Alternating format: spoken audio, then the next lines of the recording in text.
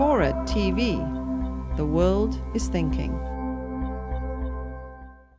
What happened in 9/11 is we didn't have a strategy, we didn't have bipartisan agreement, we didn't have American understanding of it, and we had instead a policy coup in this country. A coup.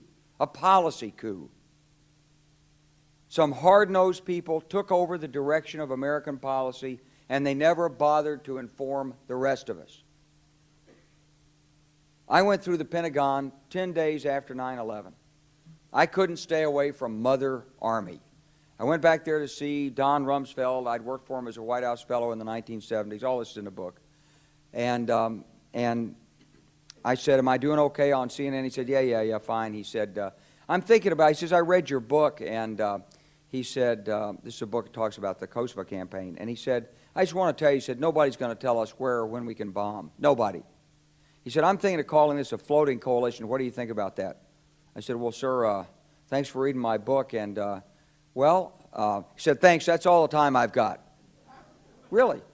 And I went downstairs. I was leaving the Pentagon, and an officer from the Joint Staff called me into his office and said, I want you to know, he said, sir, we're going to attack Iraq.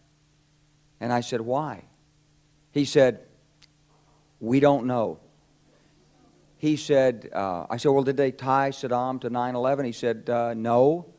He said, but I guess they don't know what to do about terrorism, and so they think, but they can attack states, and they want to look strong, and so I guess they think if they take down a state, it will intimidate the terrorists. And you know, it's like that old saying, he said, if the only tool you have is a hammer, then every problem has to be a nail.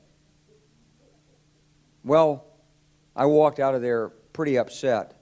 And then we attacked Afghanistan. I was pretty happy about that. We should have. And then I came back to the Pentagon about 6 weeks later. I saw the same officer. I said, why haven't we attacked Iraq? We still going to attack Iraq? He said, oh, sir. He says, it's worse than that.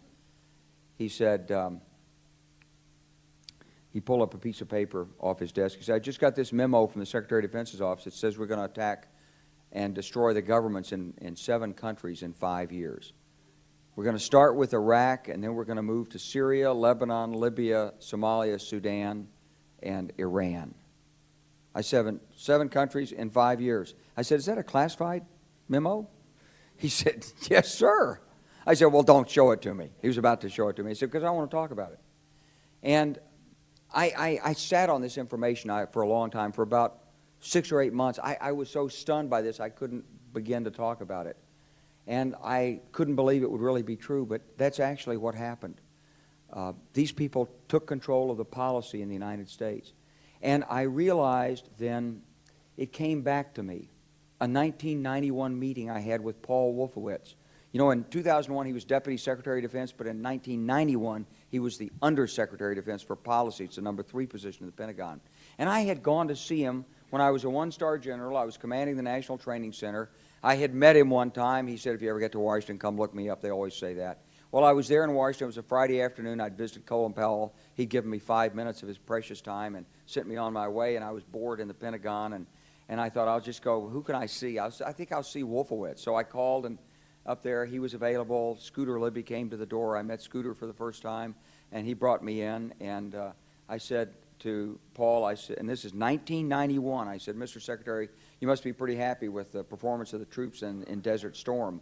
And he said, well, yeah, he said, but not really. He said, because the truth is we should have gotten rid of Saddam Hussein, and we didn't. And this was just after the Shia uprising in March of 91, which we had provoked, and then we kept our troops on the sidelines and didn't intervene. And he said, but one thing we did learn, he said, we learned that we can use our military in the region, in the Middle East, and the Soviets won't stop us. He said, and we've got about 5 or 10 years to clean up those old Soviet client regimes. Syria, Iran, Iraq, before the next great superpower comes on to challenge us. And it was like, you know, I'm coming out of the Mojave Desert. I've been training troops. I haven't been thinking geostrategy for some time. And suddenly a guy just sort of shoves this nugget at you. Well, you remember it. It was a pretty stunning thing. You mean the purpose of the military is to start wars and change governments. It's not to sort of deter conflict. We're going to invade countries, and my mind was spinning. And I put that aside. It was like a nugget that you hold on to. This country was taken over by a group of people with a policy coup. Wolfowitz and Cheney and Rumsfeld, and you could name a half dozen other collaborators from the Project for a New American Century. They wanted us to destabilize the Middle East, turn it upside down, make it under our control. It went back to those comments in 1991. Now, did anybody ever tell you that? Was there a national dialogue on this? Did senators and congressmen stand up and denounce this plan? Was there a full-fledged American debate on it? Absolutely not. And there still isn't. And that's why we're failing in Iraq. Because Iran and Syria know about the plan. All you have to do is read the Weekly Standard and listen to Bill Kristol, and he blabbermouths it all over the world. Richard Pearl the same way. They could hardly wait to finish Iraq so they could move into Syria. It was like a laydown. Oh, our legions are going to go in there. This wasn't what the American people voted George Bush into office. Well, they didn't actually vote him into office, but it wasn't what many of the people who...